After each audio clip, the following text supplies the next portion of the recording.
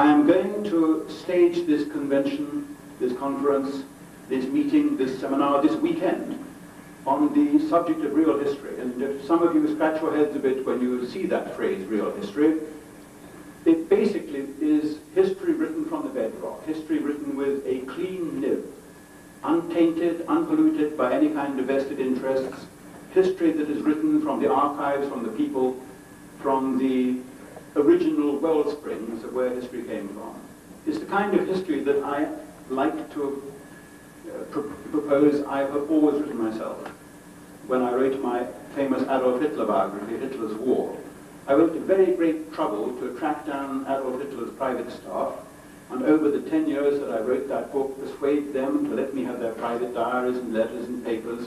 And I went into the archives and read the telegrams, and I read the documents and the messages of the war years, and gradually became aware of this growing drumming on the window panes as all the other historians and writers said, yes, but what about our books? Aren't you going to consult them?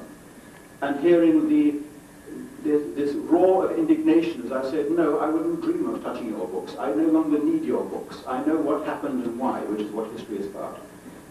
And if you wonder why I am now branded in the newspapers and the magazines and the journals as being incorrigible or fascist or neo-Nazi or totally unverbesserlich, it's because I have not allowed my knowledge of history to be tainted by these other books, these other works. I'm fighting. And I'm always taken aback at the laziness of the historians and the indolence and also at the gullibility of the historians. They each believed what each other had said. Until I came forward with my book, Hitler's War, in 1977, published by the Viking Press and by all the great name publishers around the world. And I said, excuse me a minute, but there appears to be no proof that Adolf Hitler knew what was going on in the concentration camps, or in Auschwitz if you want. There is certainly no proof that he issued an order for it. But I can't even find any proof that he knew what was going on. And the historians became very indignant. They waxed indignant, both in Germany and in England. And they huffed and they puffed and they said what utter rubbish and what balderdash and how absurd the Germans would say if Mr. Irving to maintain this. And I said, well, it may be, but show me the proof.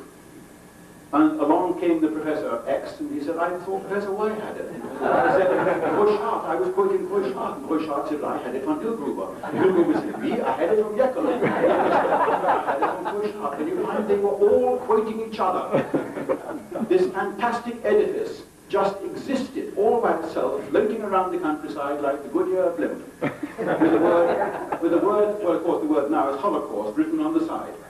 And it had no visible means of support, apart from the hot air that each historian had breathed into it.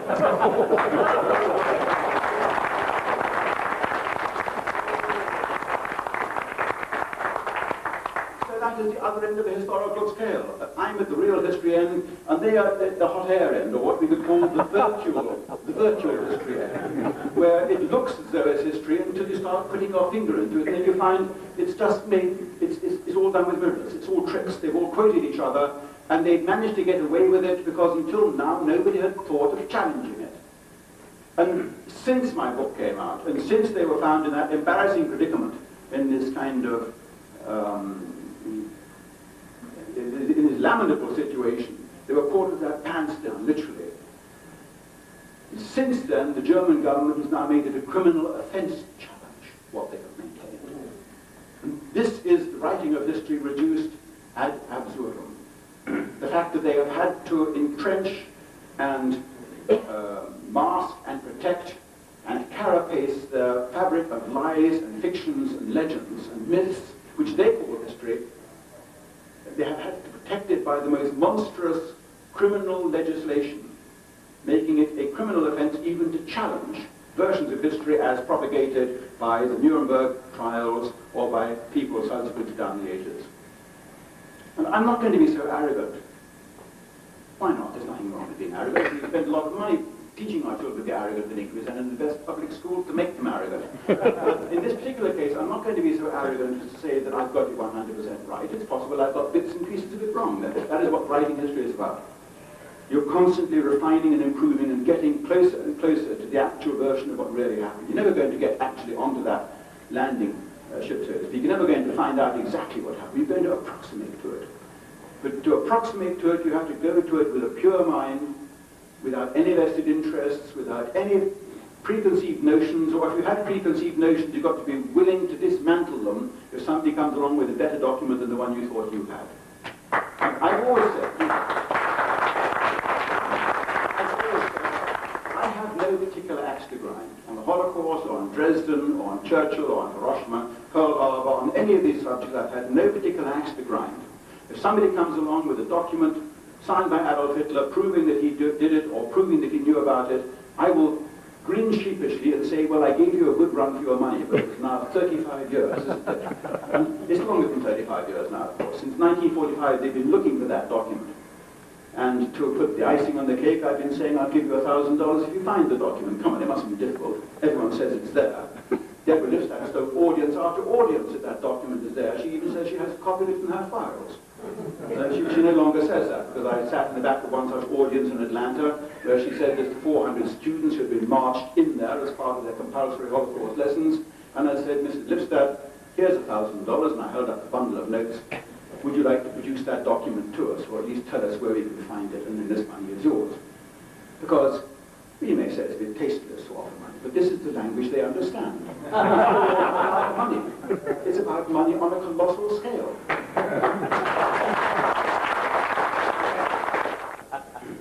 I have to admit, however, that the fight has not always been fought on level ground, this battle for real history.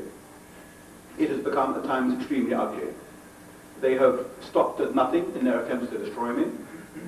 The people whom I describe as the traditional enemies of free speech, or the traditional enemies of the truth. And I don't mean just the Jewish community. When one journalist once asked me whom I described as the traditional enemies of free speech, I said in reply rather long-windedly, sometimes in the 1990s, the early 1990s, I would awake at 3 in the morning and I would hear the sound of police trucks outside my bedroom window in the centre of London, where I live next to the American Embassy, unloading steel barricades. And I would say to Benty, when she asked what was going on, I would say that means there's going to be another riot tomorrow, which is true. And we would wake up and the building was surrounded by steel barricades because the police had advance warning. Those were hot days. Those were the months in which I found the diaries of Dr. Joseph Goebbels in the Moscow archives. And I didn't find them. I was the first to be able to exploit them and extract them from the KGB archives and bring them back to the West and use them in the Goebbels biography. And the hatred that that one coup, that scoop generated, lasted from that day, 1992, until the present. At one stage, I was telephoned by an officer from Scotland Yard who said, Mr. Irving, may we come and photograph the interior of your apartment, please? And I said, I have normally no objections because I regard the police as my friends.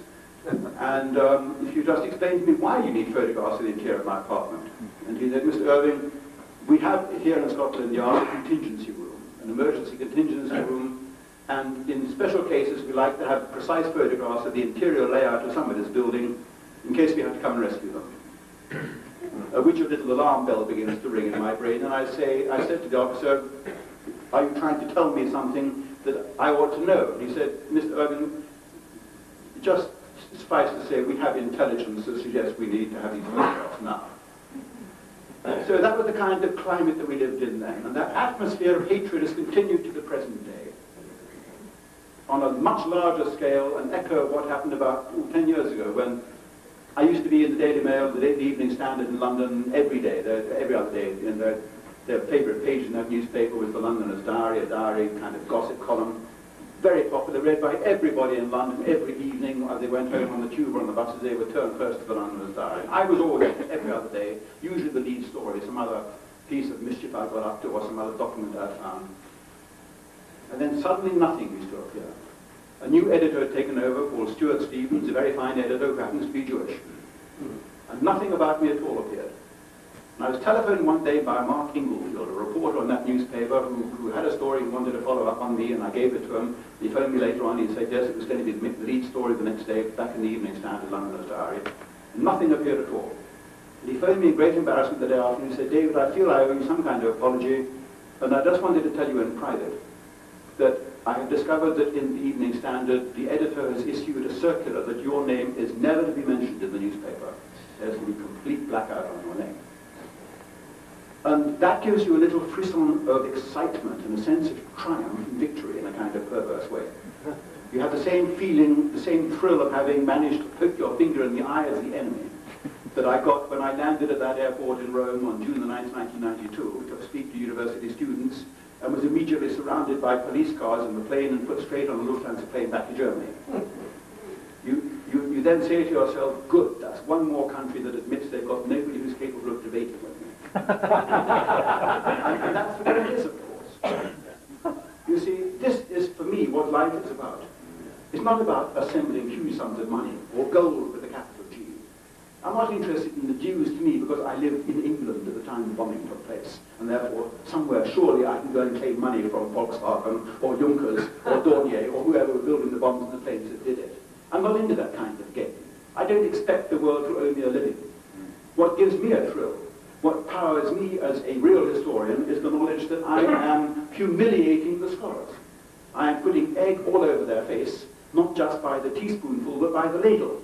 And I'm enjoying every single driblet as it runs down their jaws.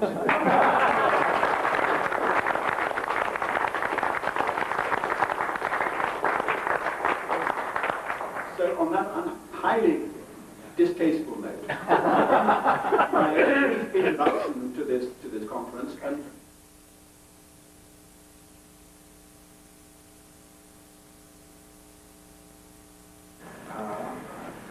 I do most of my work on campus, and I'm trying to encourage the professors to take seriously the ideal of intellectual freedom.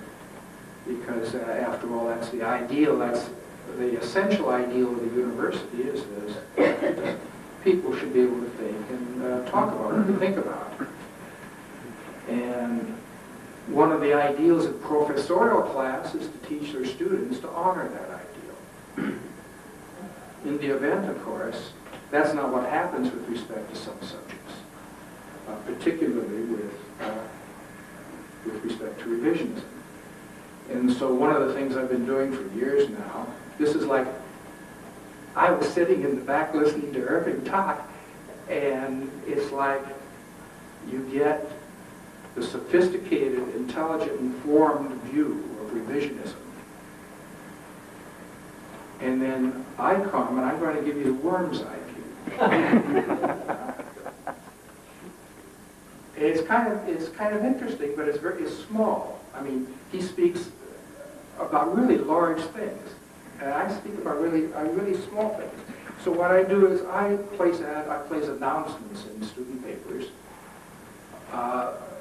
with the idea that calling attention to revisionist issues about the Holocaust story, and at the bottom of the announcement, I simply give the address of CotoWeb. COTO is Committee for Open Debate on the Holocaust, and CotoWeb is our site on the internet, on the World Wide Web.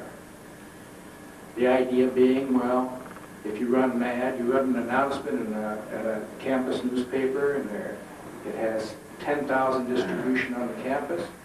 There's potentially like 12, 13,000, including faculty, kids who will see the announcement, see these questions about revisionism. They'll go to the web and they'll get some real information. The ads are provocative for the most part. So the new one I have, and is one of the reasons why I chose to speak on memory tonight.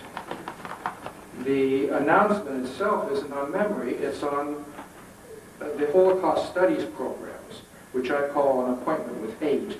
And this is the actual ad here, which we're submitting to campus newspapers now. But in it, I feature Elie Wiesel. And you guys actually all know the Elie Wiesel stories, but the students don't. And it occurs to me that students would like to know the Elie Wiesel stories, because all of the students who are in the Holocaust Studies are led directly to Elie Wiesel. And you guys all know, you know the stories about, he told the New York Times in '83 that he was liberated from Dachau, and I'm too neurotic to wear bifocals, so I have glasses. And he told the New York Post that he was liberated from Auschwitz, told the New York Times he was liberated from Auschwitz, but the thing is, we all know he was liberated from Buchenwald. And so we find immediately that memory, even on the surface, is more complicated than you think, because some of us remember things that didn't happen.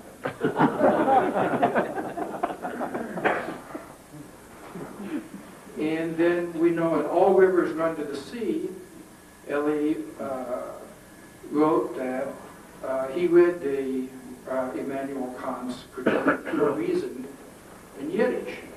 Well, you know, there's a hitch there because it's never been translated in Yiddish. And so I point this out to the students. We all know these things, right? So we're not interested in them, but the student in Holocaust studies, it may occur to him to ask his professor what the problem is here. There seems to be a problem. And of course the famous claim that he repeats, although he did not originate, that at Babi Yar, after some Jews had been killed there, that their graves spurted geysers of blood for months after they were buried. And the student, when he thinks about that, or she might think, well, months, weeks, days? We all know how talented the Jewish people are. But how, let's try to be sensible. So, and then it has nothing to do with revisionism, but we have in here the claim that he has made on 3 occasions now, recently, only 2 years ago, in the New York Times, that he was struck by a taxi cab on one street in New York City. As a matter of fact, it was on 45th Street, and they picked him up at 44th Street, which is about 210 feet. So I don't know how many of you here play football, but 220 feet, what have we got here? How many yards is that? 70 yards? That's a pretty good punt. I mean, imagine if the teams for the NFL, if they had a guy who could get between the goalposts every time with 70 yards. It would be amazing. So, anyway, we think, and we do the normal things here. We have Elie Wiesel as an eyewitness authority. That was his, and then we back him up with these 4 quotes, and we give the sources for it, so the kids can go and see that we know what we're talking about. And then we have the program, the ad is called Holocaust Studies, Appointment with Hate. And so we quote from his book, Appointment with Hate, and it's a famous quote about every Jew should set apart his own healthy virile hate for what the German personifies and for what persists in the German. Well, I mean, it's been around our circles for years, you know. We don't, and I mentioned here, the students understand this right away when they see it, but their professors don't appear to, because they teach Elie Wiesel all the time, you know. And so I simply say, listen, just change one word. You know, every Palestinian somewhere in his being should set apart his own hate, healthy virile hate for what the Jew personifies and for what persists in the Jew, hoping that this would get through to the academic community. And maybe it would, maybe it wouldn't. It's rather poor taste to mention this. But anyway, so the ad goes on and ends with, come to our website, where actually we've had hundreds of thousands of visitors now, and see what's going on. You'll find out something about this. And as the literature, the standard literature moves farther away from the gas chambers, it moves into memory. And the Holocaust Studies Department are really dealing largely with memory now. As my campus campaign actually reaches students, including editors. We get much more favorable reactions to the advertisements now from editors than we used to. Many editors now come forth and defend the ads not on the basis of revisionist theory, but on the basis of free press. 10 years ago, they wouldn't do that. The professors are very big on memory. All of their work is we move from the gas chambers, we move away from the gas chambers and we get in. They're more and more interested in memory, but the professors, interestingly enough, as a class, always follow the state line. They did it under Stalin, they did it under Mao, they did it under the National Socialists, and they do it now under the Republicans and the Democrats. The professorial class, as a class, is lost, like all other classes of people, and this thing really depends on individuals. But memory, by and large, in this area is political, it's not historical. We really have a political problem, not a historical. There is no historical issue involved on my level of work. It's a political issue. And the politics of the Democrats and the Republicans and this culture is that it's simply against revisionism. It has nothing to do with the facts of the matter. I think that in the long run, what I'm hoping to encourage students to do is to have an open mind, and particularly an open heart and a sense of honor. Thanks.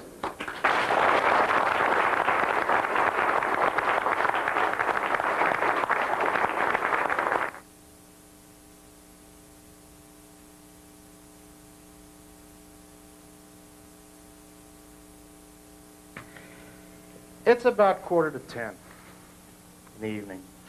And about 30 years ago, 3 months and 18 days, a field marshal pulled up to his headquarters in the evening, and he felt very, very depressed because in his mind he had lost the war for his country. And it's kind of terrible because he had started out that day with high hopes and expectations of, first of all, talking to his leader, Adolf Hitler, and trying to get him to persuade him to understand that he needed a few things in order to defeat the enemy, the Allies. And second of all, he was going to celebrate his wife's birthday. And by the end of the day, like I said, he had thought that he had lost the war for his country. And that's a heavy burden for a great man to have to carry. One thing that the sources all seem to agree about when it comes to Rommel was that he was home. When the Allied invasion took place, he was at home at Herlingen. That was where his house was. It's a small little burg close to the city of Ulm. Now, when it comes to anything else about Rommel, forget it. The sources are so split and so wide.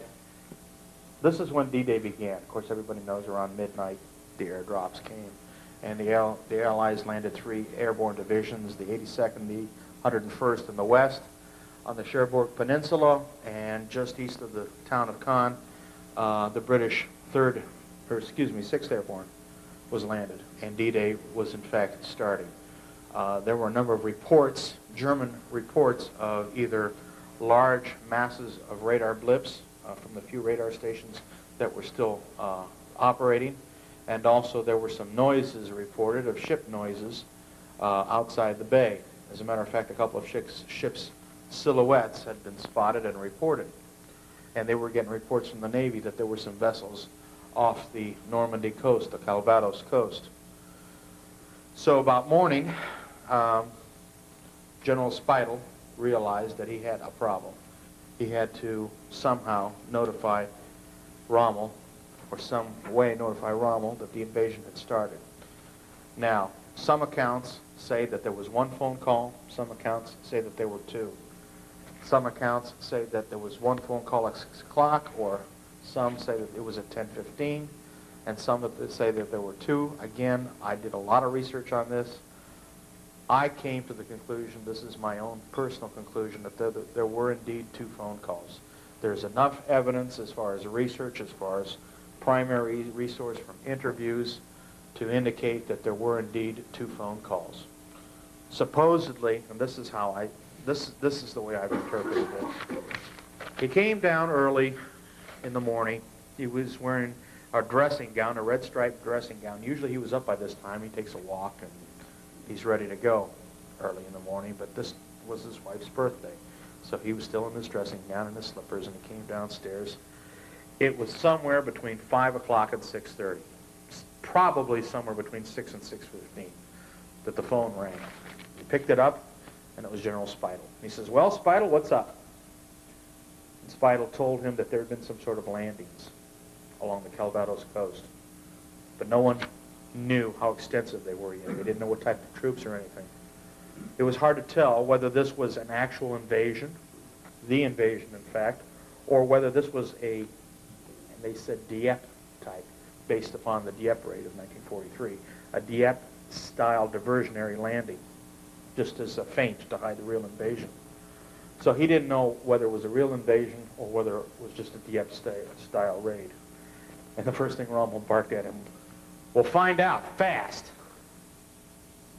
And Speidel concluded, "Well, Field Marshal, I don't think you should go anywhere yet. Why don't you just hold on and let me find out, and I'll call you back." And Rommel evidently agreed with this. He also told, Speidel also told that he had effected some countermeasures. He told Rommel what he had done, and evidently Rommel approved of what he had done. He said, "That's fine. Let's do this, that, and the other thing as well." So he hung up, and the first thing he did was he went upstairs to his bedroom on the second floor. He got dressed, and then he packed. Lucy saw him. She didn't say anything. She doesn't remember having said anything to him, but she saw that he was upset. She did see that he was upset. His son remembers that in small bits and pieces of his father discussing the situation. Well, what if they really have landed? What if this is the big one? Well, he was fully dressed now, and he sat and he waited for the second call from Speidel, and the second call came at 10:15. And this was the call that actually, this is where Speidel actually told him the invasion has started. They've landed along the coast. There's a number of major ships in the area, and basically informed him this was a major invasion. Well, Rommel's face got pale. You could see it in his face. And the first thing he said was, I'm coming back immediately. His wife could see that there was something wrong. I mean, she saw him talking, and she saw how upset he was.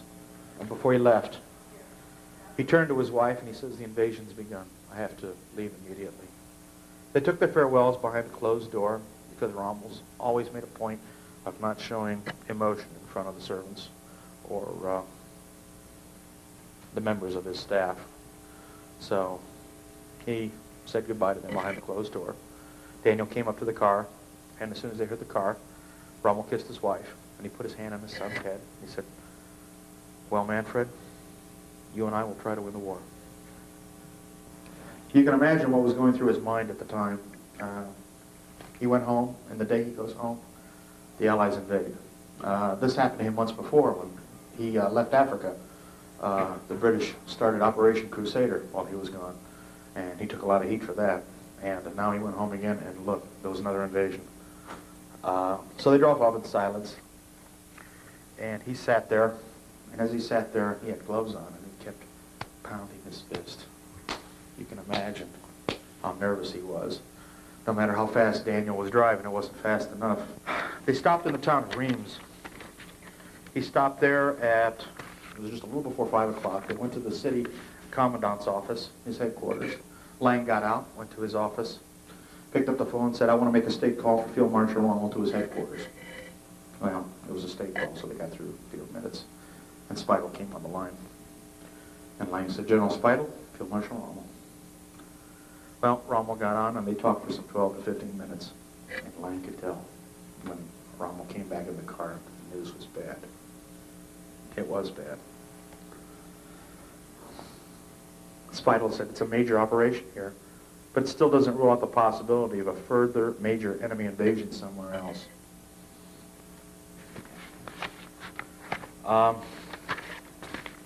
One of the things Rommel did was he ordered Speidel to make sure that the 21st Panzer counterattacked immediately. He wanted to know if they had attacked yet. And Speidel said, "No, they're still waiting for reinforcements," and he just hit the roof. He said, "They're supposed to attack. They're to attack immediately. I want the 20th Panzer Regiment in. I want them to attack right now." He ordered the 716th Division, which was on the coast, to immediately regroup its forces and counterattack all along the beaches. He wanted everybody to counterattack until he got back. But he was upset. I mean, he was very upset. And finally, they took off again, and they drove some more, and he said, "You see, Lang, I was right all along, all along. I should have had the Panzer and the 12th SS under my command near the beaches. I should have had them under my command." So they kept going, and finally he pulled into his headquarters. It was 9 o'clock at night. It was a 12-hour trip that they had turned into something like 10 hours and 15 minutes. So they had really, really pushed it. And the first thing they did was they went to the map room. And the map room was actually in the bowels of the mountain. They had blasted it out, and there was a situation room when they went down there. And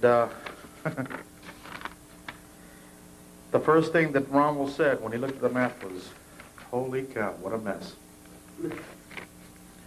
And Speidel began to brief him on what had happened during the day. And Rommel made a number of calls. As a matter of fact, he would make a number of calls throughout the night. He didn't get any sleep that night. But finally, he looked at everything, and he looked at Speidel, and he said, "Well, if I'd been here, I couldn't have done anything else. So whatever you've done, and the actions you've initiated, I would have done myself." Well, I'm not going to comment on that because I have my own opinions, but I have a funny feeling that things would have been a lot different had he been there. And I read another book by a man named Peter Tsutis.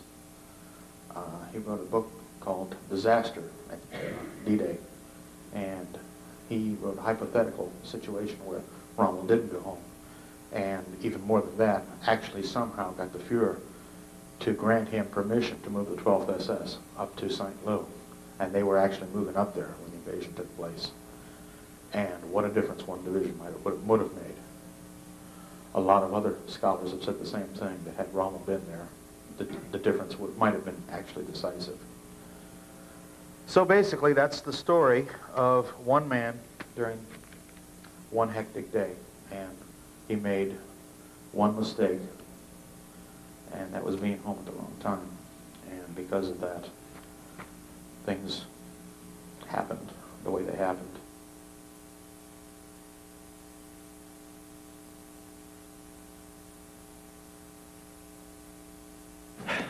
As David says, I think most people here are familiar with the official version of Heinrich Himmler's death as it has been handed down to us from Allied sources. The story where he was able somehow to keep a vial of cyanide hidden in his mouth for 3 whole days without any of his interrogators ever being able to locate it. They looked everywhere else, according to the sources I've accessed, but they could never seem to lay their finger on it. We're also familiar, I think, with their claims of how they valiantly tried to save his life after he bit into the capsule and made every effort to bring him back and resuscitate him, only to fail. Well, it's a nice little story as far as stories go. But what I've been able to find out after 15 years of research tends to lead me to another conclusion. It's a well-known fact that prominent SS leaders were being assassinated directly after the war, from 1945 through 1948. These assassinations were carried out by different organizations on behalf of different individuals. One organization was DIN, that was composed of Jews who had been partisans and who had survived the dissolution of the Eastern European ghettos. They embarked upon a campaign of assassination of SS leaders. They have claimed to have assassinated some 200 SS officials from the years 1945 to 1948. Now, according to the March-April issue of the Barnes Review, they quote a man named Peter Mason, which is a rather unusual case as well.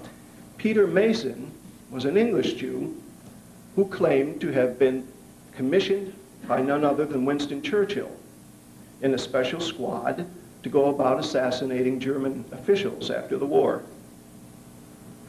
Whether this is true or not, I don't know, but I know that his book has now been published and he's revealing more and more details, but he won't reveal the names of his commanders.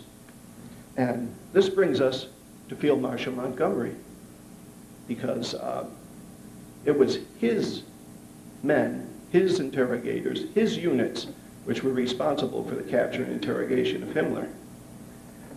Now the records tell us, as Mr. Irving pointed out, that there are no records of an interrogation of Heinrich Himmler at the hand of his interrogators in 1945. However,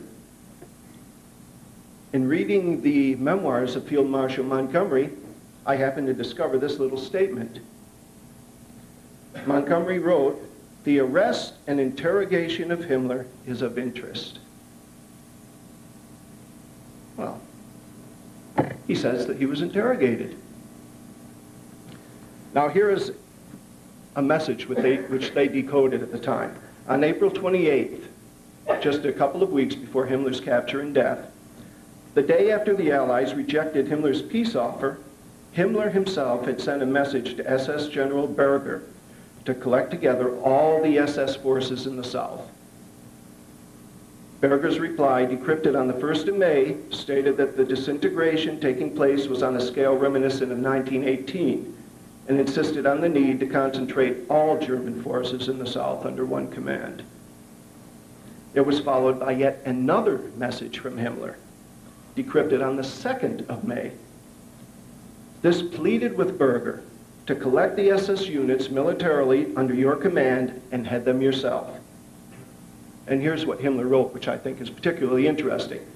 He wrote, "Defend the entrance to the Alps for me."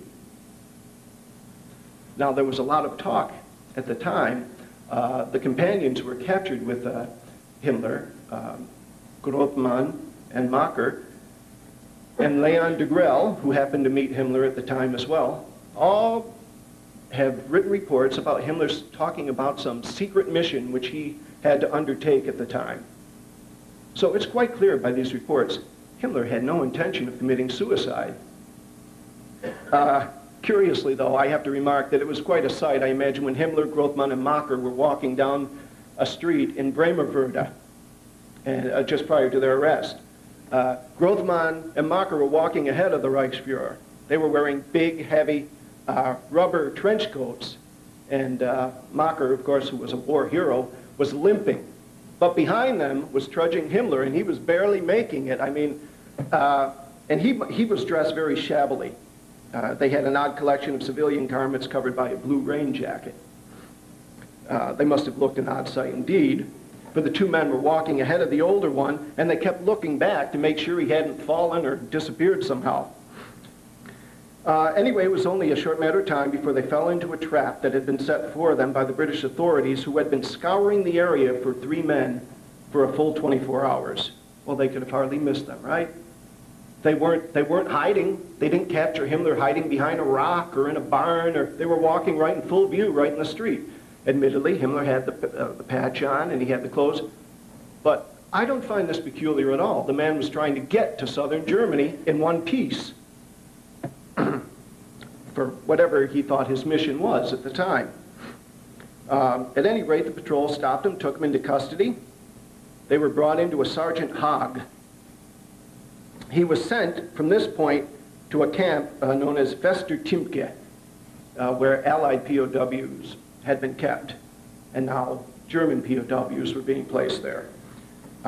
This was so-called the 031 Civil Interrogation Camp in the vicinity of Barnstedt, just south of Lüneburg. Himmler had been going by the name Sergeant Hitzinger, and his companions were officially booked at 6:30 p.m. on May 23rd, 1945. Himmler had 4 hours left to live. Now, these hours are crucial. Himmler was now going to be searched for the second time. The first time he was searched was with Macher and Grothmann by Sergeant Haag. This time he was going to get a more thorough search, a much more thorough search. Sylvester writes, This I carried out personally, handling each item of clothing as it was removed to my sergeant, who re-examined it. In his jacket, I found a small brass case similar to a cartridge case, which contained a small glass vial. I recognized it for what it was, but asked Himmler what it contained. And he said, "That is my medicine. It cures stomach cramp." Well, so here you have a statement. They found one brass cartridge that was supposedly contained a vial of cyanide. Of course, they never tested it to make sure it was cyanide. That was never done. The other was just an empty case. And I've been trying to figure out why Himmler would have left an empty case there. I mean, if he was trying to conceal the fact that he had cyanide on him, why would he leave the empty case in his pocket to lead to that very suspicion? So that's suspicious to me. He said, Sylvester says, "I found a similar brass case without the vial," and came to the conclusion that the vial was hidden somewhere on the prisoner's person. When all Himmler's clothing had been removed and searched, all the orifices of his body were searched. Also his hair combed, and any likely hiding place examined, but no trace of the vial was found. But at this stage, he was not asked to open his mouth. But he just said, "I searched every orifice of his body." But at this stage, he wasn't asked to open his mouth. Colonel Michael Murphy, Chief of Intelligence of the British Army, under Field Marshal Montgomery, arrived on the scene. And I will tell you that things changed from this point on for Himmler. This time, for the third time, Himmler was strip searched amidst very rough handling and physical abuse, verbal abuse. Chaim Herzog, when he was interviewed by Peter Padfield, briefly described what he saw and heard that night. Here's what he said. Colonel Murphy arrived at about 8 that evening. Keep that in mind, people. Musmano verified it in 1945. Murphy arrived at 8 that evening and had Himmler taken out unceremoniously in a blanket and bundled into his car. According to Herzog, Murphy was using all forms of epithets, including, "Come on, you bastard, we'll teach you." They'll teach him what? Do you know that's the established story? Murphy arrived at 9:45. They took a 7-mile drive over to the Special Interrogation Center, and within 15 minutes, Himmler committed suicide. Here Himmler was kept in custody for over 2 days. He takes a 7-mile ride at 9:45, and he's dead in 15 minutes? No. Murphy left with Himmler at 8 o'clock.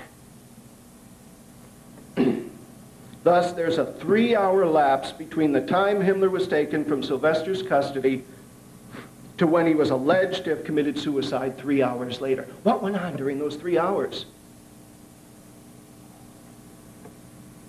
In any event, Himmler had arrived in an escort of 3 vehicles when he got there. The first person to exit the vehicle was Colonel Murphy, followed by the stooped and bent-over figure of the former Reichsfuhrer SS, ignominiously dressed only in a nightshirt and wrapped about with a woolen blanket, conjuring up a Christ-like image presented before Herod just prior to crucifixion. It was a pathetic sight. Himmler just clad in a blanket and all stooped and hunched over. Well, apparently Himmler, at this point, was searched again. Now keep in mind, he's undergone 5 complete searches, every orifice, but of course they never think to look in his mouth, they never think to ask, you know. That's always avoided, always. Well, according to Padfield, when Himmler allegedly bit into the cyanide capsule, he was jumped by Austin and Murphy, who upended him on the floor, held his feet high, while Wells gripped his throat. Now, I've seen many photographs of Himmler's body. Much different. Different angles, different shots. I've seen what appears to be blood on his head. I've seen what appears to be ligature marks around his neck, a bruise along the side of his face. You never see the back of Himmler's head either. And I challenge anybody to dig up as many pictures as you can of Himmler's body. You will not see any of the back of his head either. I can very well believe that Himmler was jumped by Austin and Murphy and that someone was strangling him. But not in order to save his life, for God's sake. At any rate, Himmler died. That much we know for certain. And now we're going to get to the autopsy. Well, we all know why autopsies are conducted, right, people? They're conducted to determine the cause of death, right? Guess what? I've got his autopsy report. There's not one word in here that gives the cause of death. Not one. There's plenty about his anus and his sexual organs and their condition, but there's nothing about his cause of death. Not one test was conducted to determine the cause of death. And it's right here. You know, it's claimed that Himmler died as a result of cyanide, yet numerous photos taken of Himmler at the time, we've seen them. There are no signs of cyanosis present. How do I know this? Because I've studied it. I like to read. I located a book on forensic medicine called Homicide Investigation. And here's what they say. Cyanide, whether taken internally or inhaled in the form of a gas, kills a person by interfering with the body's utilization of oxygen carried by the blood. Consequently, death is a form of asphyxia.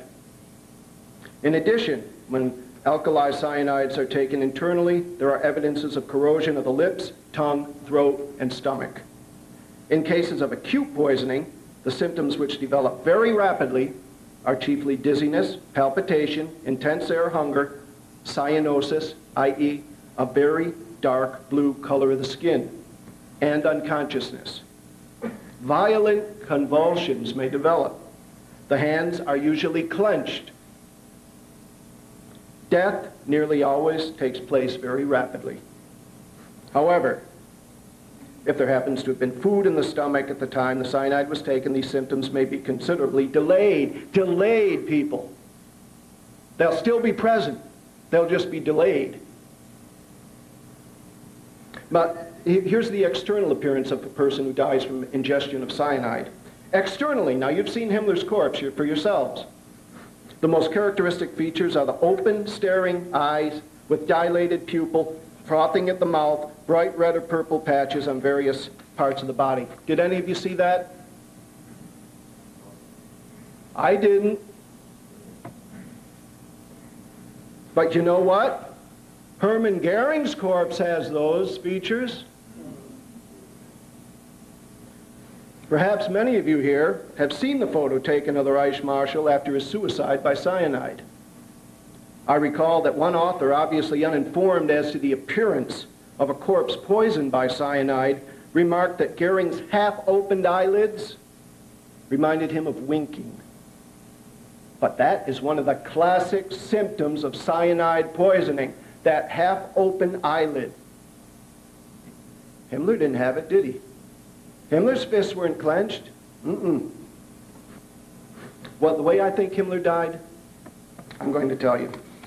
I think that he was beaten, and he was beaten so hard and so viciously about the head that it caused a rupture inside of his head. And that led to his death. And one final thing.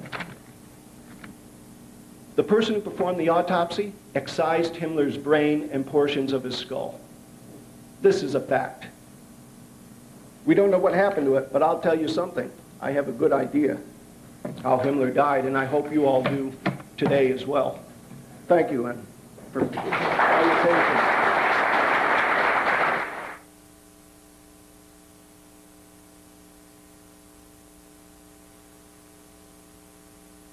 I'm living in Hollywood. I'm a writer, and I have a meeting at Paramount.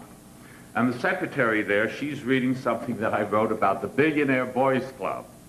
And she tells me, I like it, it reminds me of my family. I say, the Billionaire Boys Club, your family? And the secretary says, yes, all those murders.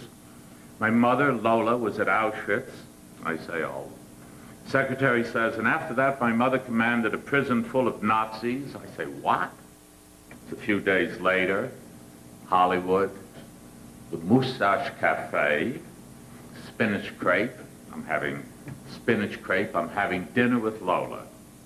Elegant woman, coral lipstick, black eyeliner that goes like this, you know, like on a femme fatale. She speaks 5 languages fluently. She's 66 years old. And Lola starts telling me her story. She tells me that at the end of World War II, she commanded a prison in Gleiwitz, Germany. She says the inmates were German soldiers, but she says some were Nazis, even SS, pretending to be German soldiers. Now, it's 1989, Poland is still communist, but I get into Lola's prison, into the prisoner's cell. I tell them, Dzień dobry, good morning, I'm visiting. I see the prison records. Remember when, according to Lola, she went to the Polish government and said, I want revenge, okay.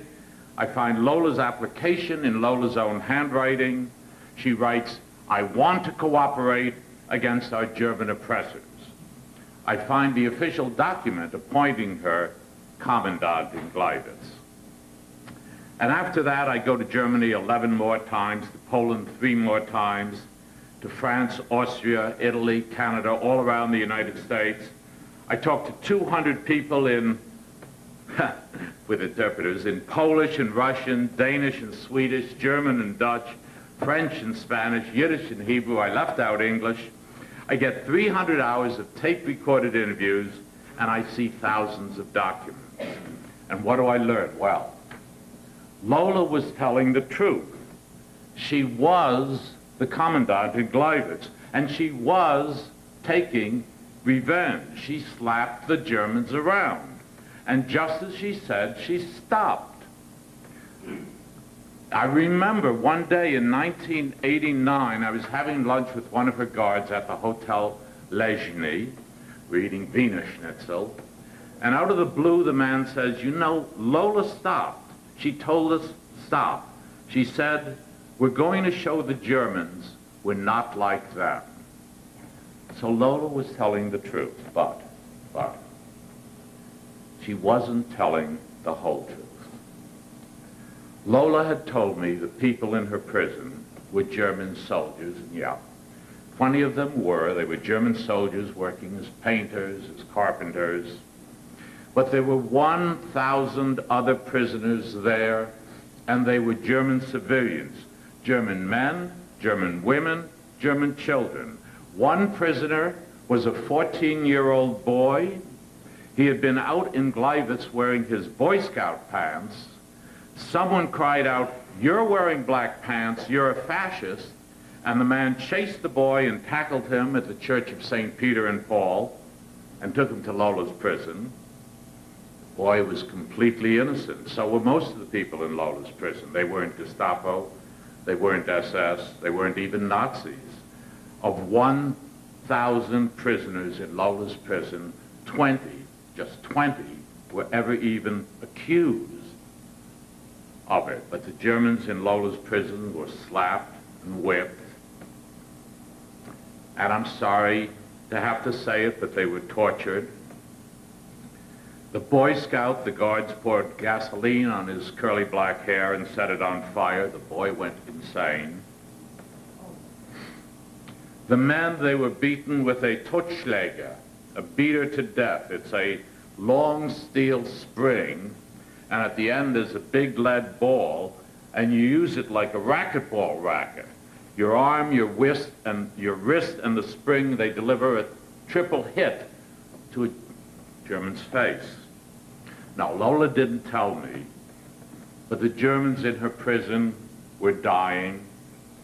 I found their death certificates in Gleiwitz City Hall.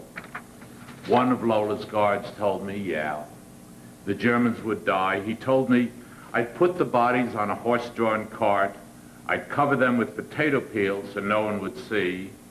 I'd ride to the outskirts, and after I threw the potato peels out, I'd take the Germans to the Catholic cemetery to the mass grave. We all know about Auschwitz, but I have to tell you, the Germans in Lola's prison were worse off than Lola was at Auschwitz. Lola at Auschwitz wasn't locked up in a room night and day. She wasn't tortured night after night. She herself had told me, thank God, nobody tried to rape us, the Germans weren't allowed to, but all of that happened to German girls at Lola's prison in Gleiwitz. Now, the Office of State Security was a Polish government organization. The lower ranks were Polish Catholics, but most of the leaders were Polish Jews. The chief of the office in Warsaw was a Jew. When I was in Poland, he wasn't alive, but I met some of his family. The department directors, or almost all of them, were Jews. In the province where Lola was, Silesia, in Silesia, the director of the Office of State Security was a Jew. I met him in Copenhagen, a little bald-headed man. Didn't know that I'd be a little bald-headed man 10 years later. The director of prisons was a Jew. I met his whole family. The Secretary of State Security was a Jew. I met him time and again at his home in New Jersey. And in Silesia in 1945, 3/4 of the officers, now not the GIs, not the guards, but the lieutenants, the captains, the officers, 1/4 of them were Catholics and 3/4 were Jews. I interviewed 24. And I learned that the Office of State Security ran 227 prisons like Lola's, prisons for German civilians. This one camp, I found the death certificates for 1,583 Germans. In other camps, other prisons, thousands of German civilians died. German men, women, children, babies. At one camp, there was a barracks for 50 babies.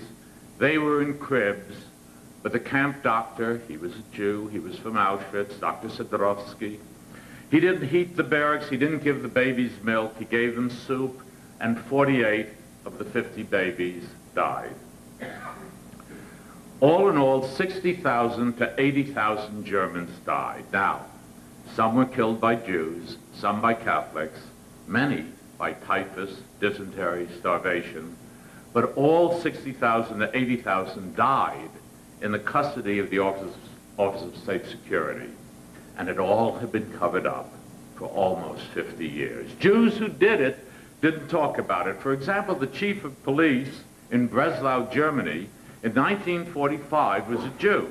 He wrote a book about the Holocaust, and at the end of the book he says, what he says about being chief of police in Breslau is, quote, "We move westward to Breslau and from there to Prague." That's it.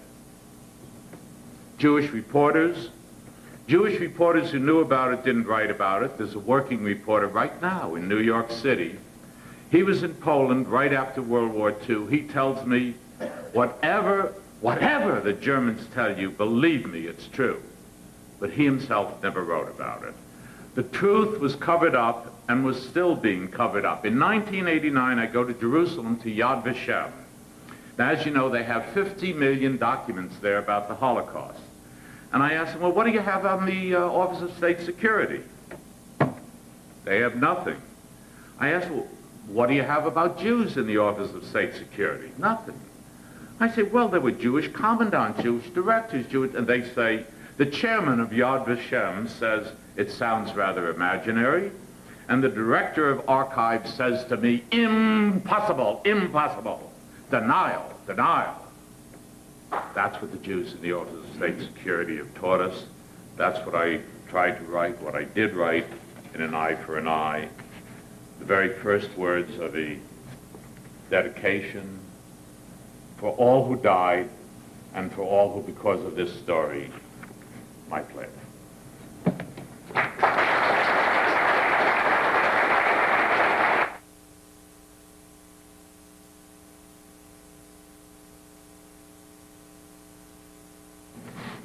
Ladies and gentlemen, I'd now like to move right into my reason for being here tonight. I'd like to make a contribution to our understanding of what really happened and why, courtesy of Professor Christopher Browning. For example, on Mr. Irving's website can be found an article written by Robert Race. It's a review of The Path to Genocide, published in 1995. Race demonstrated that Browning has not presented any documentary evidence for his contention that there was a German government policy specifically enacting what Browning and others referred to as the final solution to the Jewish question in the sense of killing. This phrase, the final solution, appears in the titles of all four of Browning's books, but documentary reference to the phrase in the German documents is itself rather scarce.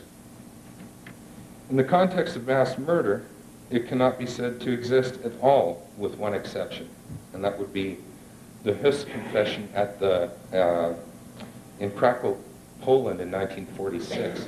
That was an interrogation, and I wouldn't put too much weight on that testimony. I'm sure you people are aware with the interrogations of Rudolf Hess, the commandant of Auschwitz. At any rate, there's nothing in the text of that book, which came out in 1995, nothing in the footnotes, nothing to confirm that this abstract entity existed, the final solution as a killing program. The term Endlösung, final solution, did of course appear in 5 or 6 German government documents during the war.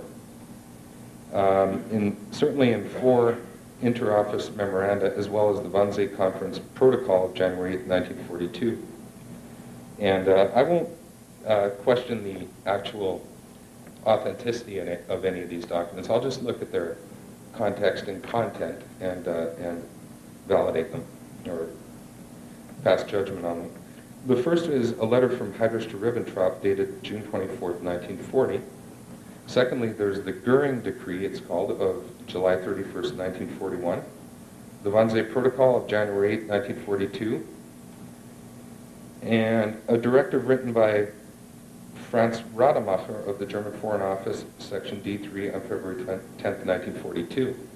There's also the Schlegelberger Memorandum, which Mr. Irving spoke of yesterday, and I'm sure he'll mention that again throughout the course of this weekend.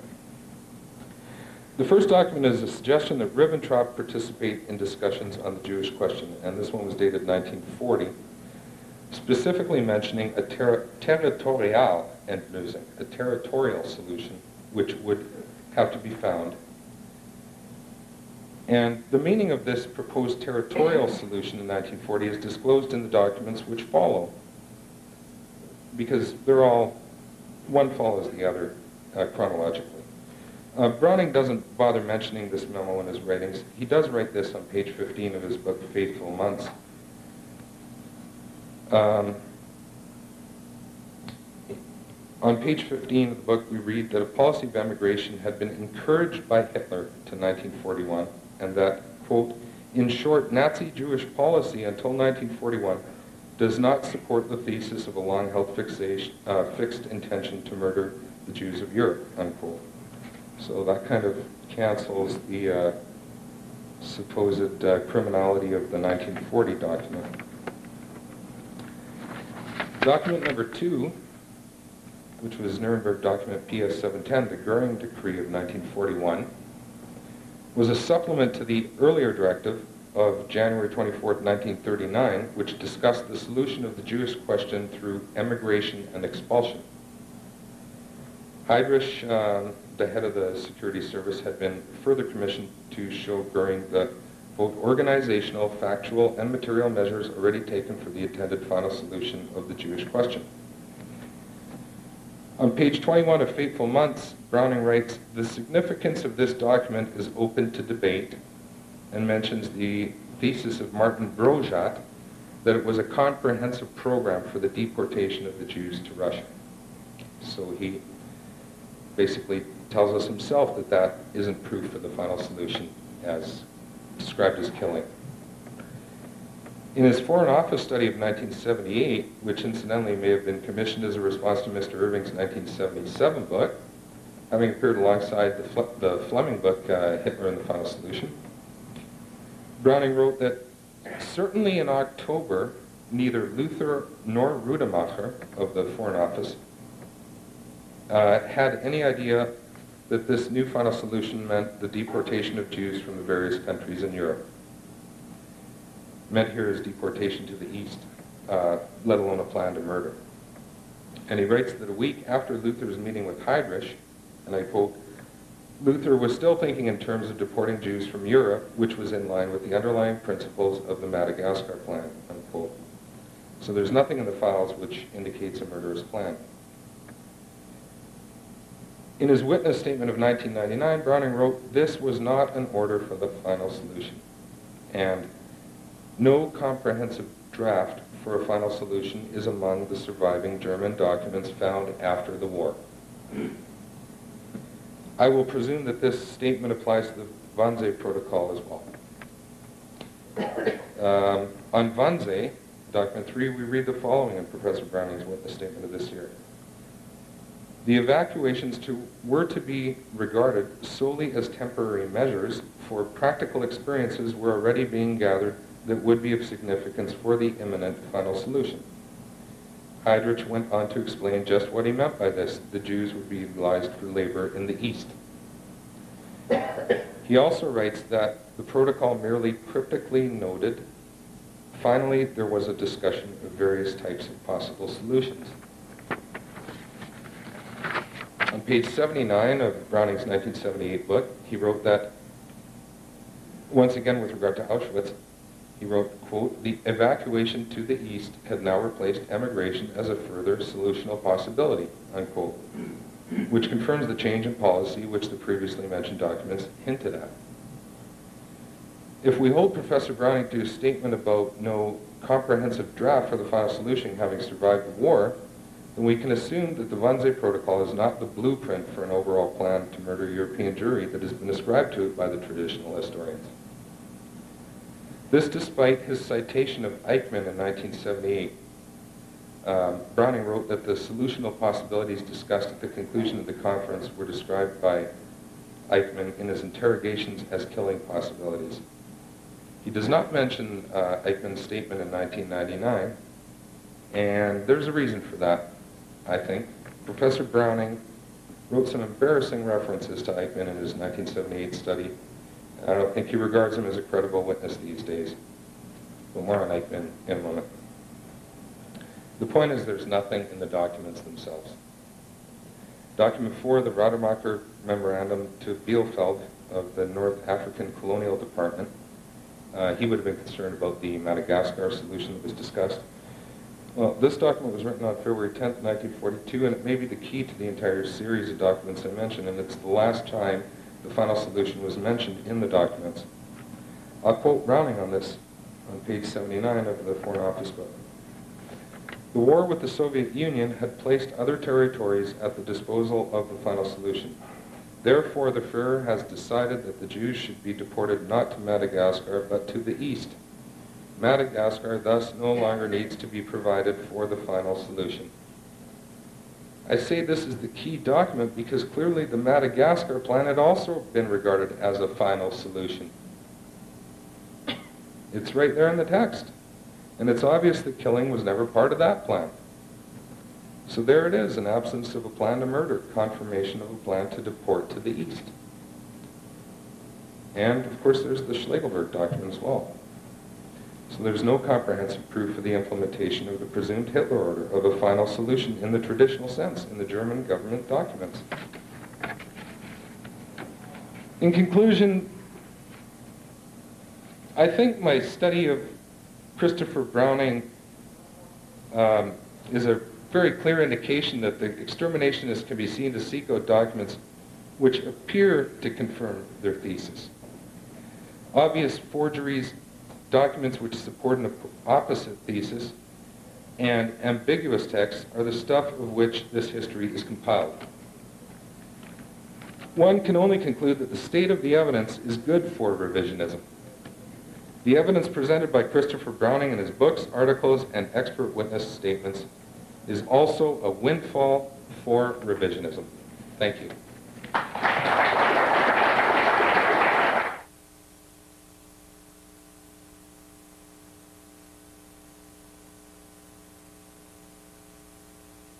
The same thing applies in many respects to judges. I've never heard a ringing declaration on the part of any Canadian judge on behalf of free speech. They're sort of discreet about the thing. And, you know, I think again of the First Amendment in the United States and Oliver Wendell Holmes, people like that. Oliver Wendell Holmes said, freedom of speech involves the right to think the unthinkable, discuss the unmentionable, and challenge the unchallengeable. And that is my idea also of free speech. Judge Robert Warren.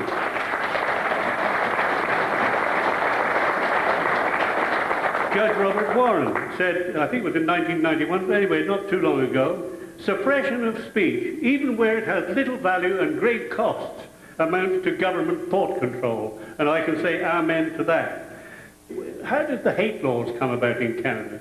Well, in 1965, there were 4 pimply-faced youths running around in Toronto, scrawling swastikas and rude signs on walls. And this led, believe it or not, to the passing of the hate laws in Canada. The Canadian Jewish Congress had for many years been agitating for such laws, but this gave them an opportunity to lobby more effectively, I suppose. And after many years, in 1971, the hate laws were passed. And it was interesting, I was in the press gallery at the time in Ottawa, and it was interesting to see how the MPs voted. There were at that time 252 members of Parliament in Canada, and 89 voted for the hate laws, 45 were opposed, and 118 true North cowards didn't vote at all. So really, we have the hate laws in Canada, under which many people have been prosecuted as a result of a minority of MPs voting for them. And what they say in the hate laws is this: it is an offence punishable by up to 2 years in prison and fines for, quote, writing, putting up signs, or knowingly engaging in any other public action that promotes hatred against an identifiable group. There is a bit of a catch-22 there too, as far as the politically correct are concerned. They have to prove there's someone knowingly engaged in this sort of thing, and that, of course, has made it a little difficult in court for charges to be substantiated. But in any case, I can tell you this, that many American editors, I can name a few, many American editors would be in jail in Canada, or heavily fined, or whatever. I can think of the editors of Spotlight, Inspiration, Truth at Last, that sort of thing. They wouldn't be in operation in the true North. It gets to be ridiculous at times. A couple of years ago, the play show, the musical Showboat, was to be presented in Toronto, and there was a complaint, an official complaint to the police and so on, that this was a racist show, and therefore it was hate literature. And before that, there was a Shriners convention in Toronto, and some kids or young people were running around with signs saying "Yankee, go home," and these actually led to charges under the hate laws. What happened, of course, was that the charges in the end were dropped, but nevertheless they were subjected, the people concerned were subjected to considerable harassment. Between 1974 and 1994, there were 44 cases reported in the media as being subject of examination under the hate laws. And the whole purpose of that sort of thing, of course, is harassment and intimidation. It's really quite an incredible thing, but as I will explain later, even worse than the hate laws are the Human Rights Commissions. Human Rights Commissions were set up in the early 1970s in order to establish fairness in employment and in housing and so on and so forth. And I was working for the Vancouver Sun at the time, and I predicted that this would lead to something much more serious than housing and employment. We had a Human Rights Commissioner appointed by the first socialist government in British Columbia in 1972, who actually was going around to forest companies and telling their presidents that they weren't employing enough men with beards.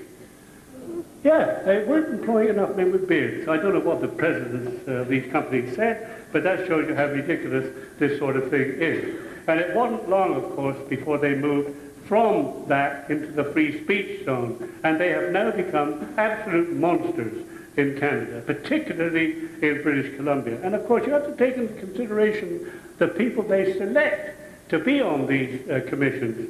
We've got in British Columbia Mary Wu Sims, who is one of Canada's leading lesbians. And the chief of the Human Rights Commission in Ontario is a homosexual. You know, I mean, that's the kind of, these are the kinds of people who get into these things. You have to be politically correct in a big way to get on these commissions. I mean, they would never appoint anybody like me to one of these commissions. You know, I now come to my own case, which has become, I suppose, the most famous or infamous, depending on your point of view. In 1993, the Kill-Collins Act, as it became known, was passed in British Columbia. And here are a few things that that law does, as described by the lawyer for the British Columbia Press Council. These are the points, or some of the main points that he put forward.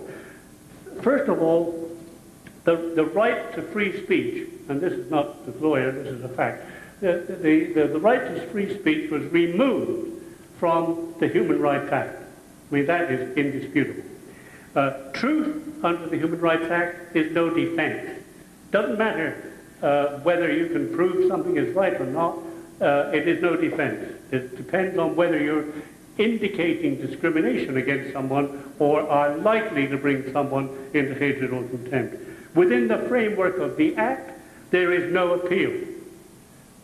You can go, as I am going, to court to ask for a judicial review of the law, but of course that's a very expensive business, and not many people would be in a position to do it. And I'm not in a position to do it, except that I'm getting some very good help from Mr. Doug Christie of the Canadian Free Speech League. Publication in the public interest is no defense. Artistic, academic, and scientific work is no defense. Reports of public meetings are not defensible on grounds of privilege. Adjudicators in these human rights tribunals that they appoint are judge, jury, and prosecutor. Legal aid is available to everyone who wants to complain, but legal aid is not available to all of the people who are being complained about. For instance, if a newspaper is prosecuted under this law, there's no point in asking for legal aid because, first of all, they probably wouldn't want it, and secondly, they can't prove that they're paupers. And what happened, you know, it's interesting, Bill Gates, the richest man in the world, if he were living in British Columbia and issued a complaint on the grounds of the Human Rights Code, he would be entitled to legal aid. The costs are not recoverable. You can't, we spent, that is, the North Shore News spent $203,000 for a 5-week hearing in the first tribunal to which I was subjected, and the North Shore News was subjected. But even though the charge had to be thrown out, the fact is you'd lost $203,000, which is a considerable threat to any publisher in the province. They're going to think twice about saying things that the politically correct and the government don't want to be said. So what we have in British Columbia is a heresy act. A man called Harcourt was the Premier of British Columbia, socialist, when the amendment to the Human Rights Act under which I was prosecuted was written. And what he said was this: we can have liberty as long as it doesn't offend anyone. A man called Evans, who was the agriculture minister still in British Columbia, said when the debate was going on in the legislature, and I will say it was a very bitter debate, lasted a whole week, but it was rammed through in the end by the majority. This man Evans said, we need this legislation because the courts don't always do what we want them to do. You see, I mean, this is the standard of intelligence and so on the part of these people. And the Rights Commission lawyer, one of them anyway, they had a whole battery of lawyers at my first hearing, and so on, said, with regard to the federal hate laws, the criminal standard of proof makes enforcement of hate laws difficult. So what they did, of course, was say, in effect, that they wanted their own laws because if they went before a proper court, they couldn't get the prosecutions or the charges upheld. So they passed their own law with all that stuff with likely, might, and indicated it. And, you know, in 1994, I started my little trip to perdition, I suppose, because I wrote a column called Hollywood Propaganda. And in that column, I called Schindler's List Swindler's List. And the reason I called it Swindler's List was that the man's own wife had described him as a swindler. Anyway, this was absolutely shocking to some people. And here is the column, Hollywood Propaganda. And what I said, I'm not going to read the whole thing out, but what I said is this, in some of it. Prophecy is risky, but today I prophesy that the Steven Spielberg movie Schindler's List will run away with the Academy Awards. I make that forecast without having seen it and without having any intention of doing so, since it must be the 555th movie or TV program on the Holocaust. 50 years after the war, one tires of hate literature in the form of films. And I said, Swindler's List will hit the Academy bell because Hollywood is Hollywood, and what happened to the Jews during the Second World War is not only the longest lasting, but also the most effective propaganda exercise ever. You'll note that I don't say that the Holocaust itself was propaganda. I say that this propaganda emanates in a flood from Hollywood. I said hardly a day goes by, but that press, radio, and television don't mention something about the 6 million. The figure is nonsense, but media folk go on parroting what everybody, quote, knows, unquote. I used to do the same. That's the safe way, too. For as a recent article in Vanity Fair magazine put it, if you question the official version, you can expect trouble. But that's an understatement. You will be damned as anti-Semitic, racist, and even Nazi. After half a century of this, the moguls of the movie world reckoned the time was right to cash in a big way. And Spielberg reckoned it was time for him to cash in too. And I go on to say that critics have fallen on it, especially in the US, where many of them work for Jewish-owned media and know how to adjust their safety belts. Others simply reflect what they have been programmed to reflect. And I said at the end, am I suggesting that Hitler wasn't Hitler, or that hundreds of thousands of Jews didn't die in the camps and elsewhere, as did many non-Jews? No, but propaganda is selective, and Hollywood propaganda is the most selective of all. And so that really sent the Canadian Jewish Congress and the B'nai B'rith and all the rest of them round the bend. And what happened was that the Canadian Jewish Congress spokesman said that Collins has gone too far this time, and we're considering, we're pondering legal action against him. And so I wrote another column in which I said, well, pondering is far better than pandering, and I have no intention of pandering to the Canadian Jewish Congress or to anyone else. And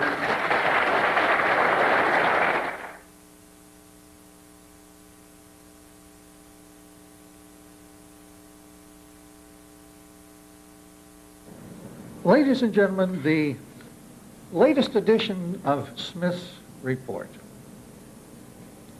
indicates, now these are not my words, but please let me quote it to you.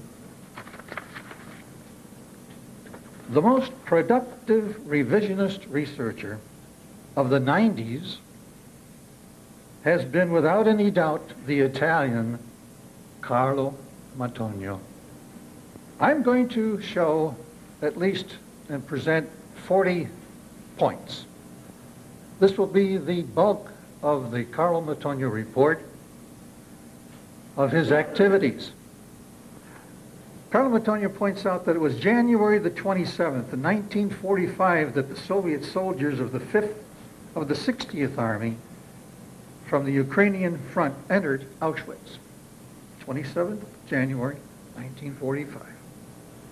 There are a lot of investigating commissions going on there, active between February and March of 1945, and they confiscated huge, huge quantities of documents abandoned by the Auschwitz SS. And among those abandoned documents were these Zentralbauleitung documents, the Central Building Administration documents. Ladies and gentlemen, why did the German SS abandon these documents instead of destroying them?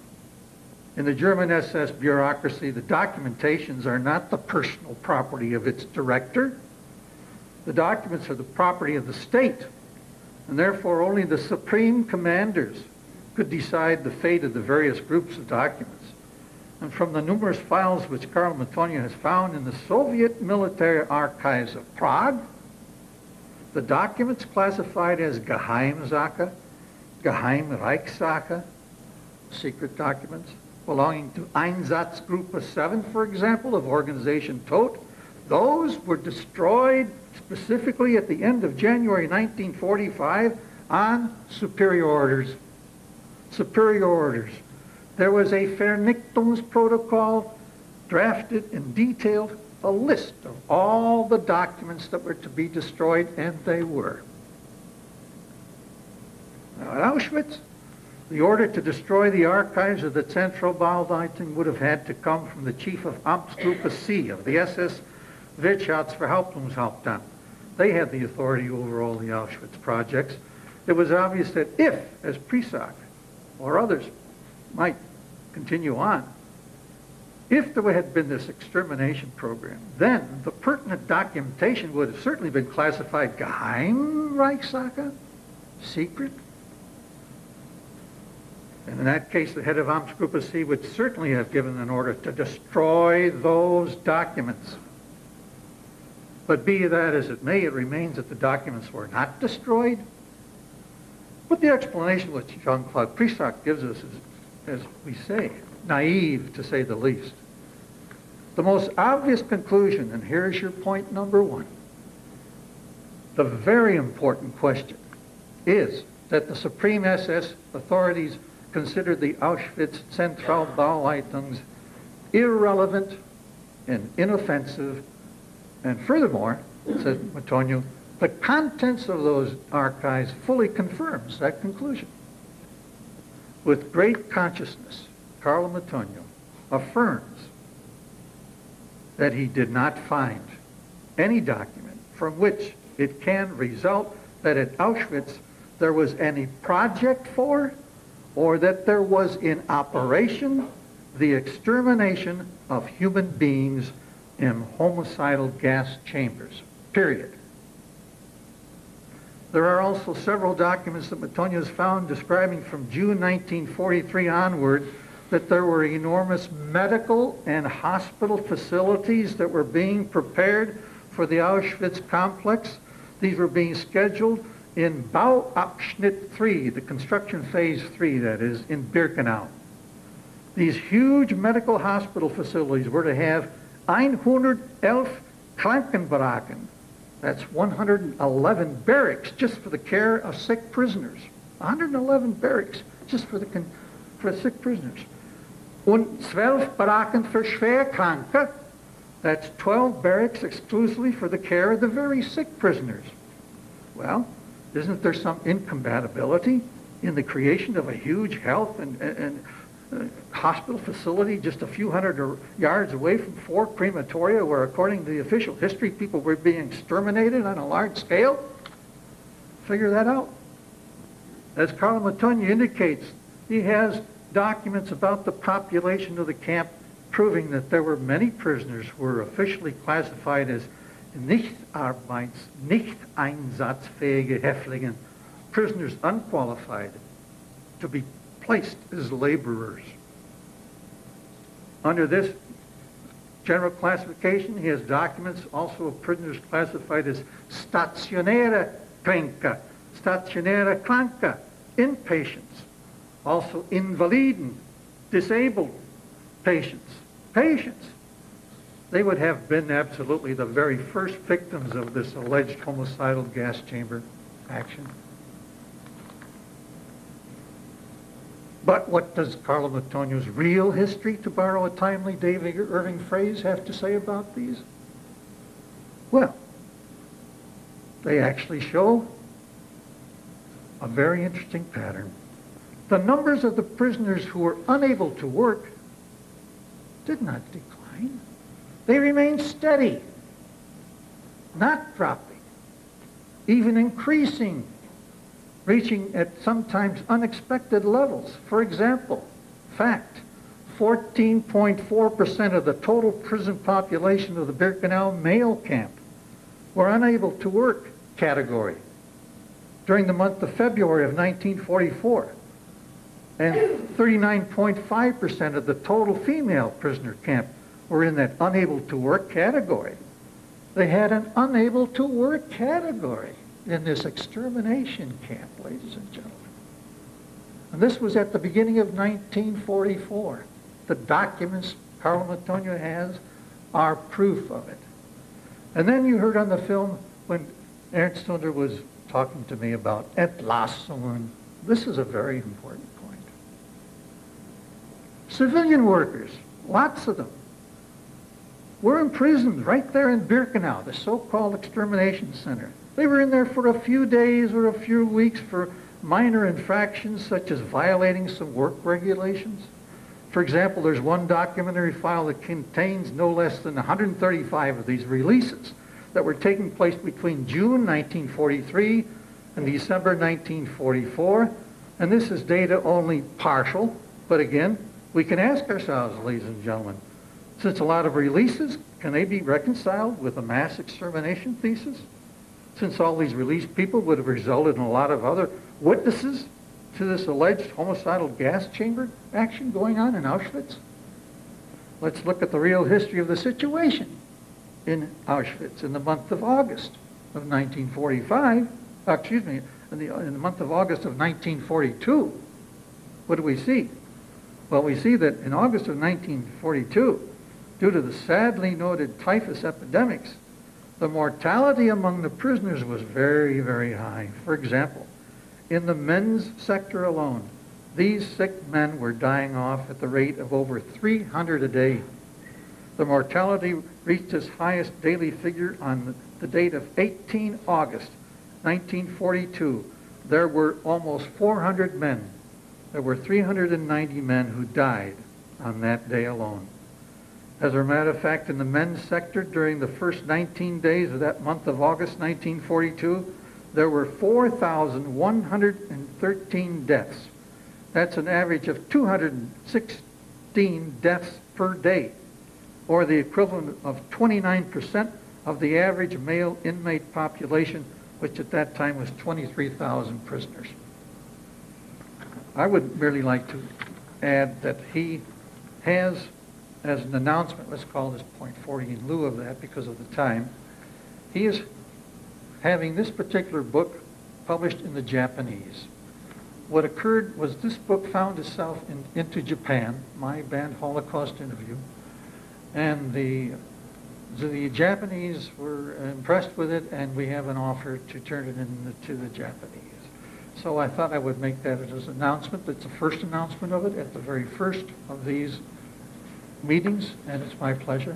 And I want to thank you so kindly, ladies and gentlemen, for your kind attention. It's very kind of you.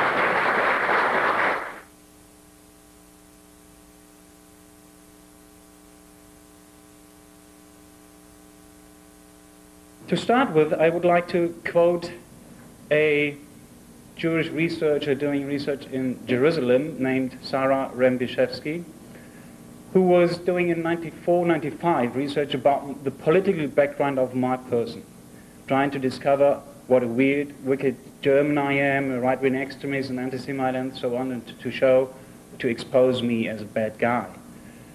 She didn't bother about discussing my scientific research she's done, but she posed a very important question in that she asked, how come that a young German chemist, with the best result he can have at school and at university, having a career in front of him, a very promising one, that he sacrifices everything and gets a revisionist? How come? I learned about the Holocaust at school 3 times. I changed school and so forth, and so it came about that I've been taught 3 times the Holocaust lesson, resulting in nothing special. I mean, it's quite normal. I believed in everything, and I believed especially that all the people who doubt, who even deny, that they are, as we are told, neo-Nazis, right-wing extremists, maybe mentally insane, and all that sort of stuff, and you know what I'm talking about. And I was convinced, yeah, that's correct, and it's absolutely correct to prosecute them, because they want to whitewash Hitler, they want to reinstall a Third Reich or a totalitarian regime. I don't want that, so let's fight them. That was my position, until I got 25 years old, studying chemistry. And then I started being interested in German history. My father himself was expelled after the war from Silesia, and I got interested in that and learned about the Holocaust against the Germans after the war, the Eastern Germans, where 2 to 3 million perished. What John Sack was talking about yesterday, these 60,000 who died in prisoner camps, and that was just a tiny little bit of the Holocaust that was going on there. We're talking of a sum of between 2 and 3 million here. I got interested in that, and I learned my mother survived in the rural area the bombings. And there's another Holocaust that was committed against the Germans, where hundreds of thousands perished. And my mother's father survived Allied extermination camps. I call them that way. The extermination camps that were built up by the Canadian and US, Americans, and partly by the French after the war in the famous or unfamous Rheinwiesen. My mother's father survived that one. So I can say, well, I'm a kid of 2 families of Holocaust survivors. Completely different Holocaust. But I was interested in it. In 1989, a friend gave me a book of Paul Ressigny, the father of revisionism. A Frenchman, not a German, before the war, communist or socialist, member in the French resistance to fight against the Nazis, not with the Nazis, got into a camp, was an inmate in concentration camps. He was not a perpetrator, but a victim of what you in general might say is the Holocaust, all the perpetration, or the persecution of all minorities, and you could include the resistance fighters in them as well. He was in concentration camps. And nevertheless, after the war, he was, from a scientific point of view, the founder of revisionism. And the arguments he brought forward made me think, not because, you know, my knowledge about history was dreadful. I couldn't judge what he was talking about, but there was a chap that I could say he's not having any political agenda, he's not having any political intention, he doesn't want to whitewash somebody. And then I could allow myself to listen, just to listen, to allow doubts to appear. Nothing more, that's an historical topic. I cannot solve it, I'm not an historian, I have no idea. It might raise doubt, but I'm not going to get involved in it. That's the responsibility of a historian, let them do it. And that was it then for me. But anyway, it raised doubts. And at the same time, when I raised doubt, I noticed, well, aren't those who doubt or denied, aren't they neo-Nazi, right-wing extremists, idiots, cranks, and mentally insane? So am I now that sort of guy? I don't want to be that. And you had to feel, it was an automatic sort of emotional reaction, because I doubted. I thought, I'm now a bad guy, and if you're a bad guy and you don't want to be it, you feel guilty for what you're doing. And I immediately, because I was doubting, I felt guilty, and I think, oh, what's that? It cannot be true. when I expressed these doubts and my concern that I wanted to have the right to doubt, and if the German state doesn't allow it, I always already felt then I might get in trouble with criminal law in Germany just because I was doubting. And this German constitution doesn't allow me to doubt, then it cannot be a good constitution. I said that to my father, and the only reaction of my father was, leave my house and never return again. It didn't stop me from doubting, because, I mean, threats don't change anything. Doubts, you get rid of them either way by convincing arguments, not by threats.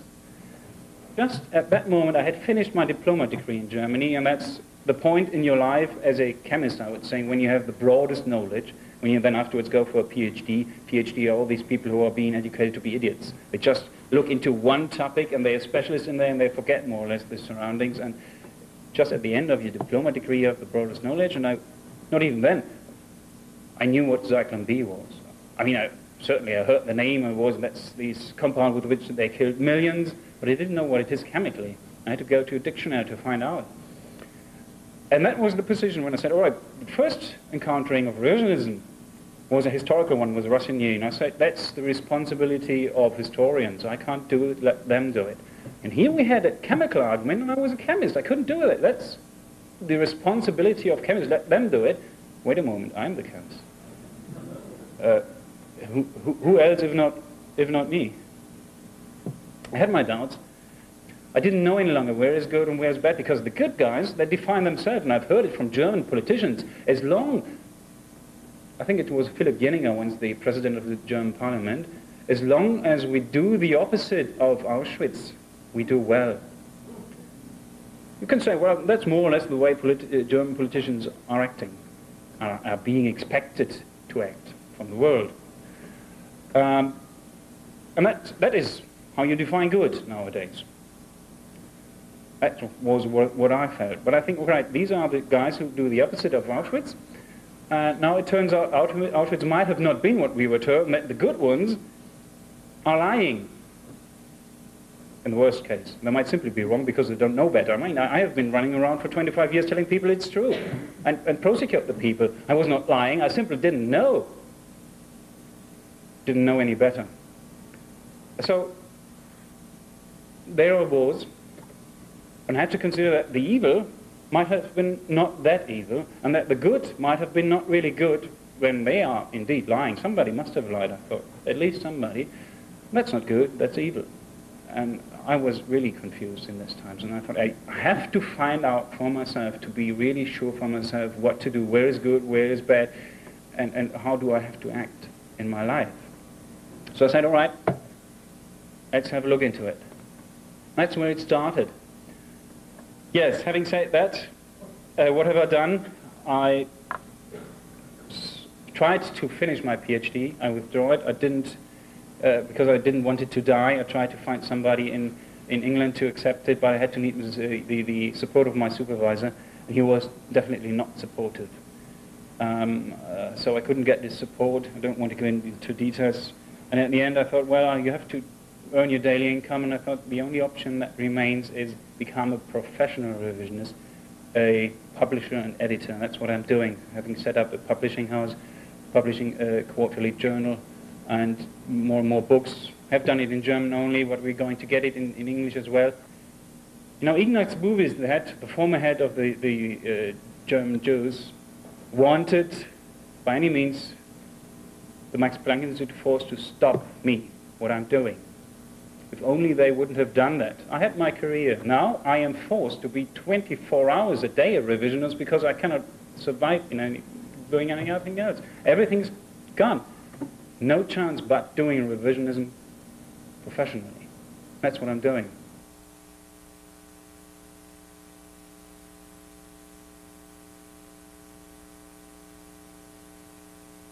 As many of you probably know that I'm a great fan of the criminal judge of the Waffen-SS, Dr. Konrad Morgan, whose duty it was to prosecute crimes that took place in the concentration camps during the war, which of course there's no movie about, and none pending that I know of. Dr. Morgan had mentioned that he surrendered to the 7th Army, or portions of the 7th Army, and also the 3rd Army when they divided Germany up. And so I was looking at the National Archives through the 7th Army records to see if I could find something. So I was going through the big list on all these things, and I noticed a line that said Dachau Massacre. So I thought maybe there was some big massacre that the Nazis did or something like that. And so I asked them to pull the file, and they did. And when I looked at it, then I realized that it was the long-lost official report of the U.S. Army on the massacre of German prisoners which took place at Dachau. And I could really hardly believe my eyes because according to the rumors that had floated around, the copies were supposed to have been destroyed. And but it turns out it was a copy made by the investigative U.S. detective who was in charge of investigating the case. At the end of the war, when the Germans were almost beat to pieces and had almost nothing left, 2 U.S. divisions were racing through Germany to get to the city of Dachau. Anyway, what happened was both of these divisions reached the Dachau concentration camp at almost the same time. The 45th entered into the concentration camp through the rail line in the southwest corner. Shortly after they got there and moved into the concentration camp, the 42nd Division showed up. Portions of the 42nd saw the same railroad track, went in, and turned in a different direction on the inside. As it turns out, both elements of the 45th and the 42nd Division were investigated for war crimes because both of them executed prisoners. At the point when the 45th Division arrived at the train, 4 Germans came out to surrender. They raised their hands to surrender, and they were promptly executed by the U.S. troops and killed right on the spot. Actually, they were wounded, and then another GI from the 45th Division went in and gave them the finishing shots and shot them in the head, got rid of them. So that was the first 4. At that point, the members of the 45th Division talked among themselves, and many of the guys there remembered people talking, no prisoners, we're going to kill everybody we run into. What happened was they then penetrated the Dachau concentration camp and followed the railroad line and turned left where they saw a hospital. Okay, now the hospital was promptly invaded by the U.S. forces, who grabbed everybody from the hospital and examined them to see whether they were Waffen-SS. Okay, which of course many of you probably know, Waffen-SS soldiers, most of them had tattoos specifying a blood type, and so they could be identified by lifting up their arms and seeing if they had a tattoo. So everybody with the tattoo mark who was identified as a Waffen-SS soldier, wounded and everything else, was dragged out of the hospital and brought to an open area with a high wall. It's sort of like a coal yard near the railroad tracks. The lieutenant in charge that gets the blame for shooting the prisoners there is a fellow, an Indian soldier in the U.S. Army named Lieutenant Bushyhead. Have many of you heard of his name? Okay. Bushyhead gets most of the credit for, coming up with sort of a vague plan of revenge. But actually, it was Bushyhead was a 2nd lieutenant. His commanding officer was a 1st Lieutenant John Walsh, who was actually his commander when they moved into the concentration camp, and it was his idea, really. He ordered Bushyhead and the German prisoners into the coal yard. They lined them all up against the wall, and Walsh grabbed a fellow from another section, another squad in the 45th Division, who didn't actually want to be there either, and grabbed him with a machine gun and said, "Here, you put this here." Now, what happened was that Bushyhead said that it was understood they were going to kill everybody against the wall. And he said this in his testimony, okay? Bushyhead said that it was just understood, and he knew when they were lining them up they were going to let them have it. The machine gunner didn't want to be there, okay? And the really crazy one was Lieutenant Walsh, who was lining up the U.S. soldiers at the time to kill everybody. Some of the Germans saw the Americans lining up a machine gun and started getting kind of nervous, which would be a good thing to get. The line up against the wall started moving to the side. People started getting antsy and moving. And then one of the U.S. soldiers says, look, they're trying to escape. They opened up a fire on the men with a machine gun. And this is a good part. I'm always pleased in stories of atrocity. You find sparks of kindness or sparks of willingness to actually abide by laws that are decent. At this point, the commander of the 45th Division section, his name was Colonel Sparks, and I'm sure you've heard of him. Sparks heard the machine gun and the rifle fire open up, realized that they'd just put a bunch of prisoners against the wall there. Sparks, the commander, came in and kicked the guy off of the machine gun and made everybody stop firing. Okay? Luckily for the Germans, a chunk of them had immediately dived to the ground when the fire opened up. Okay? So that in the pictures you may have seen, I have a chunk of pictures here, where there's 3 fellows standing. I think one fellow standing like this, and another guy is standing like this. I guess he didn't feel like raising his hands or anything. And then there's a pile of people in front. The witnesses said that fortunately, many of the guys who were on the ground had dived there to escape. I mean, why stand in front of a wall if you're going to have guys shooting at you?